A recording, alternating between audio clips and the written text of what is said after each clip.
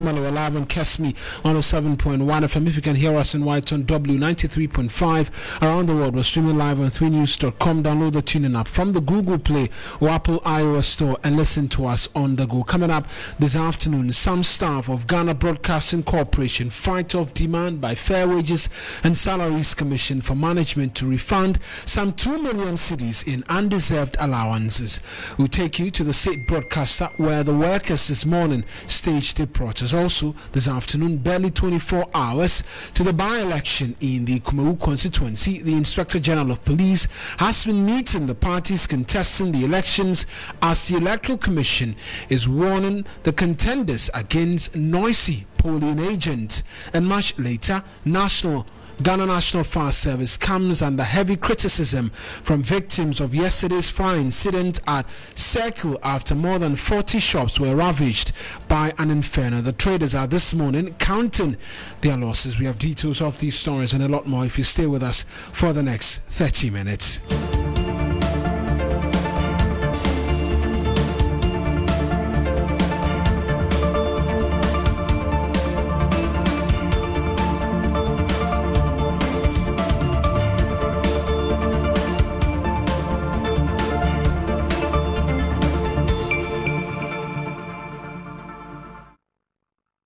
A pleasure that you could be a part of this afternoon's bulletin. It's streaming live on Facebook. Our handles 3FM927 as well as on Twitter. Same handles 3FM927. I am Eric Mawuena Egbeta. Let's get into the details now.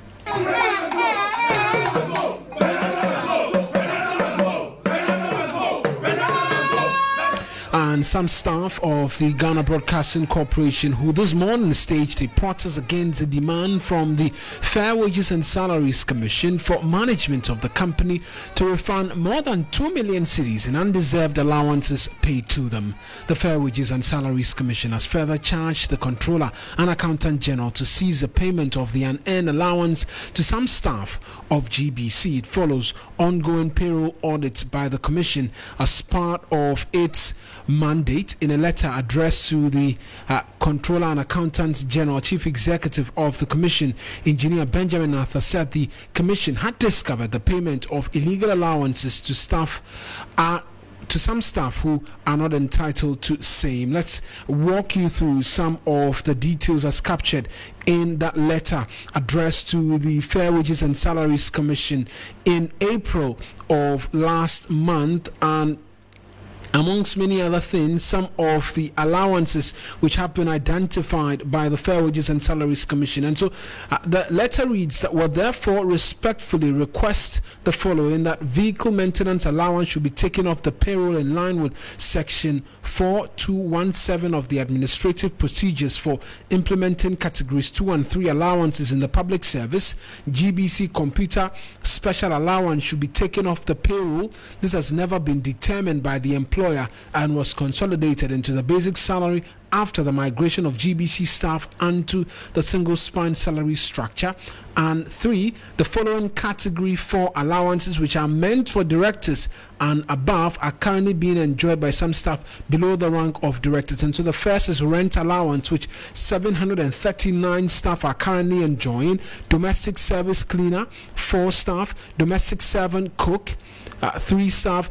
Domestic servant watchman, 60 staff. Housing, 8 staff. Entertainment, 61 staff. And utility, which include electricity, water and telephone, 59 staff. These yards should be immediately stopped and taken off the payroll. Staff of the GBC who have received the unearned allowances amounting to 2,084,020 Ghana cedis per annum should be made to refund the allowances in the appropriate Government of Ghana suspense account. And so those are the details from the letter from the Fair Wages and Salaries Commission to the Controller and Accountant General dated the 20th of April 2023 and copied to the Minister of Employment and Labour Relations, the Honourable Minister of Finance, the Auditor General, and the Internal Audit Agency, as well as the Director General of the Ghana Broadcasting Corporation. Well, the workers have been fighting back, like we've been telling you, and Union Chair of the GBC staff, Sam Nat Kevo, said the allowances deemed unearned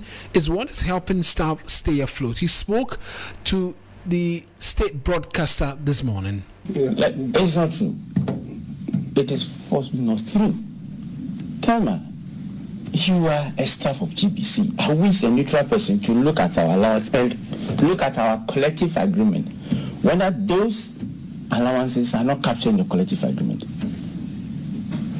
Without admitting, let's grant it as an illegal one. Now, in labor law, 101, the bargaining certificate for the organized labor.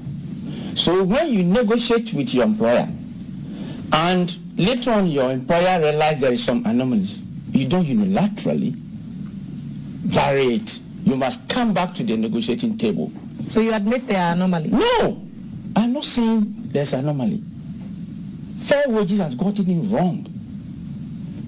The gentleman engineer started trying fair wages December. If there's no institutional documentation, PSW is ever willing to assist him to provide institutional memory.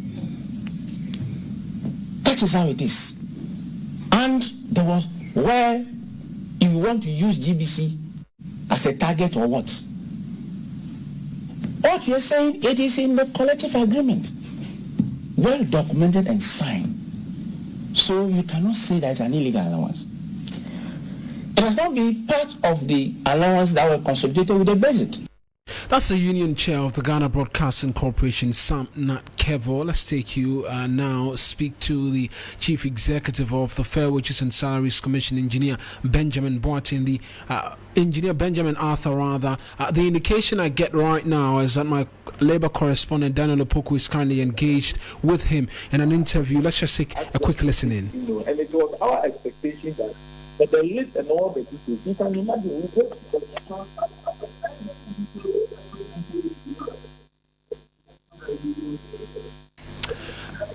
so that's Engineer Benjamin Arthur speaking to my colleague Daniel Opoku. Will try work the telephone lines and then engage him one more time as to exactly the concerns of the staff of GBC. But the Director General of GBC, Professor Amin Al-Hassan, has asked the Fair Wages to suspend its auditing of GBC staff allowances to allow further engagement with its management. The Director General again asked Fair Wages to retrieve its letter as written to the Controller and Accountant General accusing staff of receiving and earned allowances. And he further spoke to our labor correspondent Daniel Opoku, of whom we'll be getting a lot more of if you stay with us here on 3FM 92.7. Well, let's take you to Circle now, because there are concerns from some of the individuals who suffered as a result of the fire incident there yesterday. And the Ghana National Fire Service is coming under heavy criticism from victims of yesterday's fire incident. And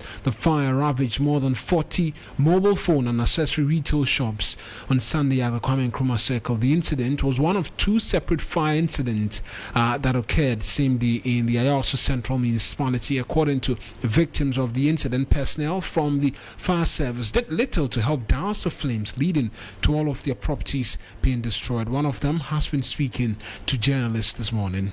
Protecting our property. When we are protecting our property, you are well trained. You have to help us, and we help you. Then the work go on. But you are there, you are not doing anything. You mean that they came and they just some of them some of them, even one of my brother was fighting them here yesterday. I stopped him. Some of them. What were they doing when they came? They are doing Snapchat and stuffs because they want to do them a report. Okay. So that is what they are doing. So some of them who are with the car, who are controlling the water, they should open the water and teach, let's work. There's no water in the car. No, they did not say that. Before government, they did not say that. But the issue is, they should open the water, let's work. They say no. They have to get instruction before they open the water. Why is it supposed to be like that? Is it the station that is the service that is stationed under the bridge, under the? I don't really know. I don't really know because yesterday I got to know that they told me that before this place started, now there is a place at Kutubabi was burning. So that time, the time the thing started, when I was not here, one of my brother, they said they rushed there, and the people over there, they said there is no car. Okay, there is no car. They asked them to provide fire extinguisher. Now the ladies over there, what they told me is that they said the ladies over there, they are not they don't communicating with them. This one will go inside more than 1 hour, it did not come out. So they left them and come back. So one of the victims there, speaking to journalist Noble Crosby Annan, is my colleague. He's visited the area a day after the incident. Crosby, you've been there, they've been interacting with you. Obviously, a lot of them not too happy with the fire service. Right, well, thanks for having me. So it's a busy day at Tekil Tiptoe Lane, where the fire ravaged over 55 shops. But in as much as it is busy, it is not busy for the traders to make money or to spy and sell. They are busy counting their loss, also cleaning up. So when you go there today, you see heaps of debris, of burnt and charred goods, ranging from drinks to mobile phone accessories, chargers, just name it. All of it burnt beyond recognition, being piled up outside of the various shops, so that the sanitation agencies or whoever is responsible will come and then carry them from that area. So when you go to Circle at the moment, this is what is happening there. But on the lips of almost everybody we spoke to, almost everybody who witnessed the fire happen yesterday, is the complaint of the sluggishness of the fire service. And mind you, if you go to Circle, you know that just around the overhead is the fire station there. So that is what angers them the most, that even when the fire was burning just a few meters away from them, they could not attend to the fire. It started from just one shop. We spoke to an eyewitness who said he saw smoke coming from just one shop. And then when he went to complain to the fire service for them to come, the response he got was that they had moved to another area where there was a fire outbreak. Remember that just yesterday, according to the fire service, the DNFS, we witnessed over 10 fire incidents already just in the capital, in Accra. So the vehicle had moved to attend to other fires. So they were just asking for them to come and see what was going on. According to the person we spoke with, was even slapped by one of the fire officers as he tried to enforce or to ensure that they come there to look. So a day after the incident, Mawuena, it's just sadness, it's tears, it's anger, if you like, from these traders and the eyewitnesses of what happened yesterday. They are cleaning and they are counting their losses, Eric. But have personnel of the fire service been there a day after the incident seeking to investigate the cause of the fire? So since morning till about midday today, when we visited the place, we did not see any fire service official. The persons we saw there were officers of the police service. We saw some CID members also there. They came, they spent about maximum 5-10 minutes there, and then they left.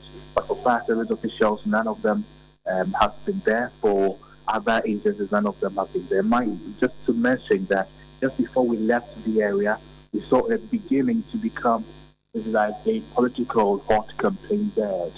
2024 elections is coming. Parliamentary candidates and assembly unit committee members, assemblymen and women will also want to take the advantage to campaign. So we saw some politicians treating in trying to commiserate with them, but that lasted just for a few minutes. No fire service, just the presence of police officers who spent just like 5 minutes there and they left. But the place is not looking good at all. There's some stench from the aftermath of the fire. And another issue of concern, Eric, is the people that are usually referred to as junkie boys. When you see them there as they try to clean the area, the leftovers of what has been burnt, the drinks, you see them drinking them, the burnt, products, see them drinking them, and then that is also of a major health concern for residents there, for the traders there. They are not able to stop them. We ask them not to do this. The burnt is part of the burnt artifacts, and they are not listening.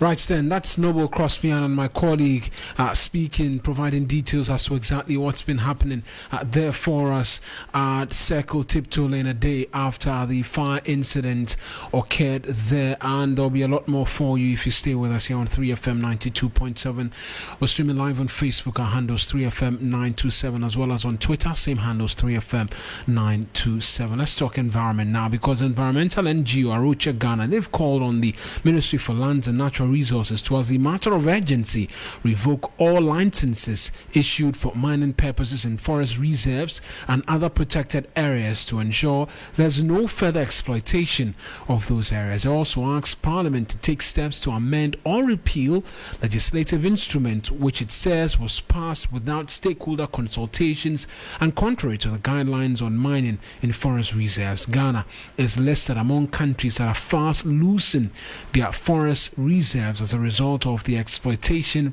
for mineral deposits. Per data published by the Forestry Commission this year, close to 40,000 hectares of forest reserve has been impacted by human activity, with over 4,000 hectares completely destroyed through mining and logging. In a statement issued to commemorate International Day of Biodiversity today, Arocha Ghana blamed the lack of governmental commitment to tackling that problem. Let's speak to Deputy National Coordinator for Arocha Ghana, Darrell Bosu. He's joined us on phone. Many thanks, Mr. Bosu, for speaking to us. What difference will the revocation of exploitation licenses make in the efforts to protect biodiversity? Good afternoon, Mawuena, and thank you very much for this discussion. I think it will make a lot of difference. As you know, our biodiversity thrives in forest reserves and also wetlands and also in the ocean. So if you subject these critical ecosystems and habitats, which are the abode of the biodiversity that we have in this country, then you're also indirectly targeting the diversity of species that we have. So really paying attention to securing our forest reserves to serve the purpose of providing ecosystem services, protecting our watershed, and also serving as habitat for biodiversity will be acting in favor of biodiversity. So these, as long as we have activities that destroy these forest reserves, it means that we are also destroying the habitat of biodiversity. So it will really make a lot of difference. And again, we know that as a country, we just come out of the Global Biodiversity Framework Agreement convening in Montreal last year. And so this will constitute key actions to protecting forest reserves, which are habitats for biodiversity. We've heard different narratives from government in terms of protecting the country's forest cover and the likes over the course of the last few weeks. Particularly the subject of Galamsey has been on the front burner following that report by Professor Frimpong Boateng. Have you seen enough from then and now to suggest that yes, today is a day being celebrated or marked on biodiversity, the government is beginning to claw back and make some gains in protecting the country's forest cover? Well, I think I agree with you. The narratives have been confusing. The narratives have not been very transparent. But unfortunately, in Ghana, what we keep seeing is very contradictory policies and action. And we have not seen any concerted, deliberate action, and I need to say progressive action by government to really secure our ecosystems and protect our forest reserves. It's so far been a lot of talk and not much of action. So if we are talking about certain actions for government to show progressiveness, I don't see any, and it's unfortunate. And I mean, that's why we keep saying that. If you recall, last year, somewhere in December, all of us met in Montreal to cut a new pathway for securing biodiversity. A month before we went for that meeting, our government has actually removed any protection forest reserves in this country had that protected them against mining activities by promoting an ally which in principle opens up all forest reserves in this country for mining. And this includes globally significant biodiversity areas, hill sanctuaries, and special biodiversity protection areas. And this is very unfortunate. It tells you that our government is happy to go and talk on global platforms and talk big and all of that. But in terms of action, we are actually going back. So we are very retrogressive in our actions when it comes to securing our biodiversity and protecting for that set of habitat for biodiversity. And this is quite unfortunate. Right, then, Mr. Bosu, we'll leave the conversation here. We'll come to you as and when there's a need for more. It's a pleasure. Thank you. Thank you for having me. That's Dara Bosu. He is Deputy National Coordinator for Arocha Ghana, speaking to us this afternoon on their call for the government and the Ministry of Lands and Natural Resources to revoke all licenses issued for mining purposes in forest reserves and other protected areas to ensure no further exploitation in those areas. Let's take you to the Ashanti region now, because campaigns have grinded to a halt in the Kumawu constituency as voters they are ready themselves to, within the next 24 hours, elect a new parliamentary candidate following the death of former MP Philip Bazoa. Concerns of insecurity ahead of the polls have been rife among some analysts, as by-elections in the country are characterized by violence, as witnessed in the last of such elections at Ayaso West Wogwon. The Inspector General of Police, Dr. George Akufu Dampare, has been meeting parties involved in the election. We'll touch base shortly with some details. The Electoral Commission in the region, meanwhile, says he has received all electoral materials, including biometric voter devices, to conduct a free, fair and credible elections. William Evans has been interacting with the Electoral Commission. Is joined us on phone for more. Evans, no campaign today. Talk to us about activities in the lead up to the elections tomorrow. Well, so today it is all about the political parties are mopping up. I mean, what we see in the last couple of days, how well have they down. So that is exactly what they are doing ahead of tomorrow's election. But for the Electoral Commission, they are saying that they are set, and they are set to go, Mawuena. Right. They say we are in town as well. The indication we get is that the Inspector General of Police this morning met all the interested parties. Well, absolutely. So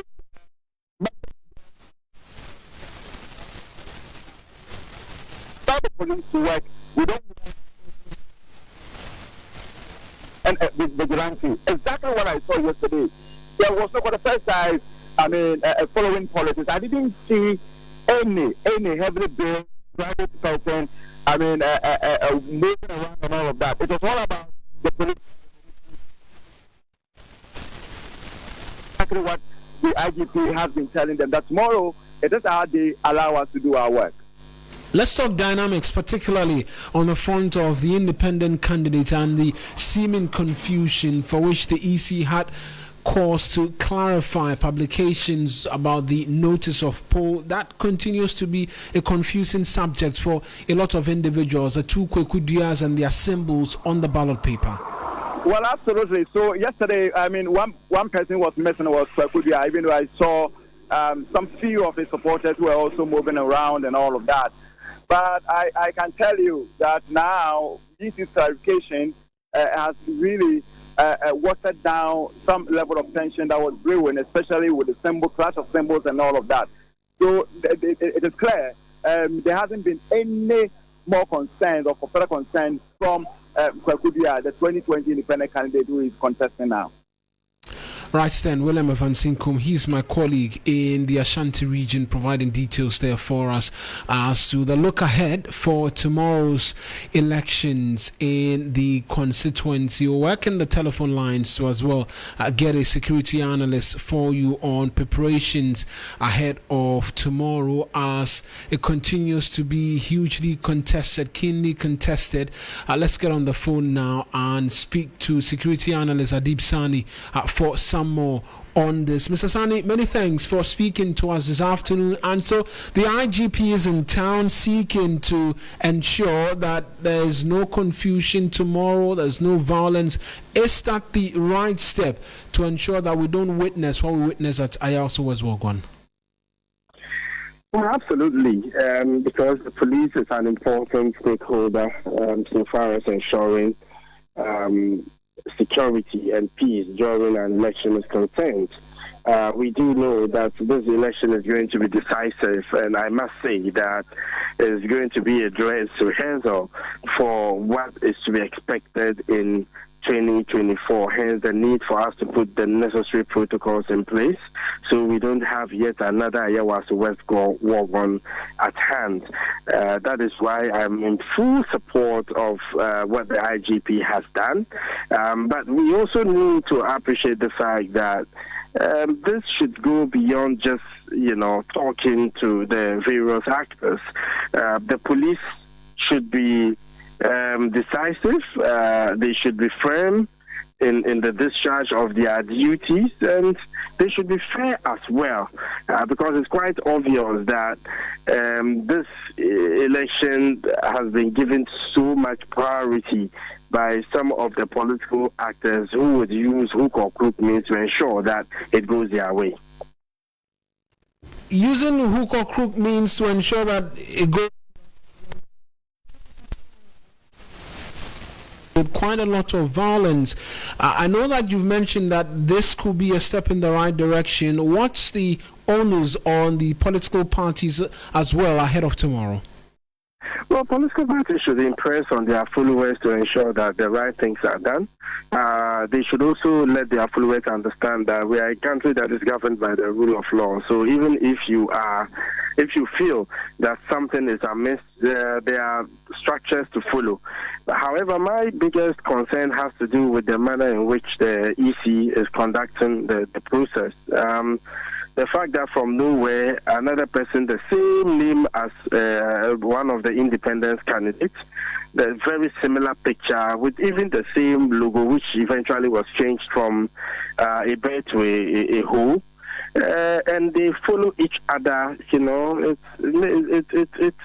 mars the process because there's no fairness in this. And I even wish to know where in the electoral laws states that independent candidates should not be part of the balloting process, because it is customary to have the political party candidates come before the independent. But they are also contesting, they are Ghanaians, just that they are not contesting on the ticket of any party. So I think that they should all be balloted and put in place the right measures so it doesn't confuse or distort the whole process. It is quite obvious that what we are seeing is deliberate. It's a deliberate attempt to confuse the voters, because people want things to go their own way. Look, if you go to the Registrar General Department, if you are registering the business, that even sounds like an existing business. They will not allow that. It's just like Sonny, then you change the O to a Q.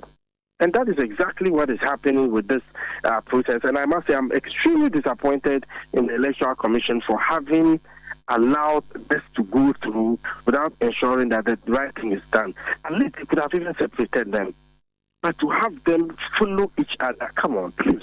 We don't wash our face bottom up. I mean, this is just unacceptable, and it defeats the whole democratic experiment we've been advancing for some time now. Mr. Sani, I appreciate that you could speak to us this afternoon. My pleasure. That's security analyst Adib Sani talking to us ahead of the by-elections in Kumewu tomorrow. And still on this political science lecture with the University of Ghana, Dr. Asa Asante says the governing New Patriotic Party cannot afford not to win again the Kumewu seat despite all of the current economic challenges which has bedeviled the country. For this government, the MP, it is more interesting, and they need to do what they are doing simply because all our odds are against them. The economy is not in good shape. Times are hard. There are economic and political challenges and all that. So if you are to lose this seat, it's going to send all manner of signal to the people. So they can't afford to lose it, especially when it's your stronghold. Of course, the MP, NDC, they know that that's not their stronghold, but they also want to put up a great performance for you to know that they are also, warming up. That's political science analyst or science lecturer with the University of Ghana, Dr. Asa Asante. Will end on the economic front, where former Deputy Finance Minister Kweku Ricketts-Hagan is predicting a lot more difficult times for the country following the first tranche of the IMF 600 million bailout hitting the account of the Bank of Ghana. He's been speaking to 3FM. We actually desperately needed this program. But to be honest with you, the government actually doesn't deserve it. This is a reluctant government that basically stubbornly, reluctantly didn't want to go for this program. So the commitment was actually not there. If you look at what has been negotiated, in as much as we need a deal, what is being agreed is quite frightening. It's going to be very difficult. It's quite an ambitious program if you go through this. The things that we have to do, it tells you clearly, they are the right things to do. By the time within which it has to be done, in 16 or so structural reforms, 7 of them will have to happen this year. That's former Deputy Finance Minister and Cape Coast South MP Kweku Rekitegan ending this afternoon's edition of the news here on 3FM 92.7. As always, a lot more news if you log on to 3news.com. The business team is in standby to bring us the very latest in the world of business. I am Eric Mawuena Egbeta. Pleasure you could be a part of this afternoon's bulletin.